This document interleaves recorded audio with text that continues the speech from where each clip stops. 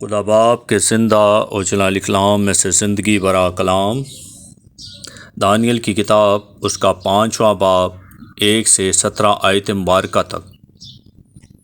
بیلتشزر بادشاہ نے اپنے 1000 امراء کی بڑی دھوم دھام سے ضیافت کی اور ان کے سامنے مے نوشی کی۔ بیلتشزر نے مے سے مسرور ہو کر حکم کیا کہ سونے اور چاندی کے ظروف جو نبوکدنصر اس کا باپ یروشلم کی ہیکل سے نکال لایا تھا لائیں، تاکہ بادشاہ اور اس کے امراء اور اس کی بیویاں اور حرمیں ان میں مے خواری کریں۔ تب سونے کے ظروف کو جو ہیکل سے یعنی خدا کے گھر سے جو یروشلم میں ہے لے گئے تھے لائے، اور بادشاہ اور اس کی امراء اور اس کی بیویوں اور حرموں نے ان میں مے پی۔ انہوں نے مے پی اور سونے اور چاندی اور پیتل اور لوہے اور لکڑی اور پتھر کے بتوں کی حمد کی۔ اسی وقت آدمی کے ہاتھ کی انگلیاں ظاہر ہوئی اور انہوں نے شمعدان کے مقابل بادشاہی محل کی دیوار کے کچ پر لکھا، اور بادشاہ نے ہاتھ کا وہ حصہ جو لکھتا تھا دیکھا۔ تب بادشاہ کے چہرے کا رنگ اڑ گیا اور اس کے خیالات اس کو پریشان کرنے لگے، یہاں تک کہ اس کی کمر کے جوڑ ڈھیلے ہو گئے اور اس کے گھٹنے ایک دوسرے سے ٹکرانے لگے۔ بادشاہ نے چلا کر کہا کہ نجومیوں اور کتسیوں اور فالگیروں کو حاضر کریں۔ بادشاہ نے بابل کے حکیموں سے کہا کہ جو کوئی اس نوشتہ کو پڑھے اور اس کا مطلب مجھ سے بیان کرے، ارغوانی خلط پائے گا اور اس کی گردن میں زری توق پہنایا جائے گا اور وہ ملکت میں تیسرے درجے کا حاکم ہوگا۔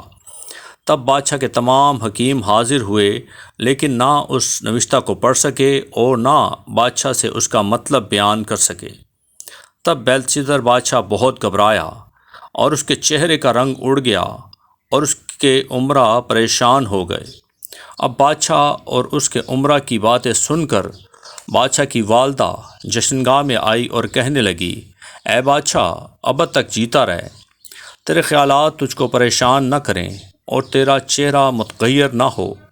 تیری ملکت میں ایک شخص ہے جس میں قدوس الہوں کی روح ہے، اور تیرے باپ کے ایام میں نور اور دانش اور حکمت الہوں کی حکمت کی مانند اس میں پائی جاتی تھی، اور اس کو نبوکدنصر بادشاہ تیرے باپ نے ساحروں اور نجومیوں اور کتسیوں اور فالگیروں کا سردار بنایا تھا، کیونکہ اس میں ایک فاضل روح اور دانش اور عقل اور خوابوں کی تعبیر اور عقد کشائی اور حل مشکلات کی قوت تھی۔